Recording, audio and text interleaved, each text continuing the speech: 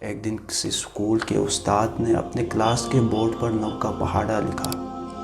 اور استاد نے جان بوجھ کر سب سے پہلے 9 × 7 لکھا اور اسی طرح 10 تک پہاڑا استاد نے اس حساب سے وہاں پر لکھا تھا۔ تو جو ہی استاد پہاڑا لکھ کر پیچھے دیکھتے ہیں تو بچے استاد پر ہنس رہے تھے کیونکہ استاد نے پہلی لائن غلط لکھی تھی۔ استاد نے بچوں کو خاموش ہونے کا اشارہ کرتے ہوئے کہا کہ میں نے پہلی لائن جان بوجھ کر غلط لکھی ہے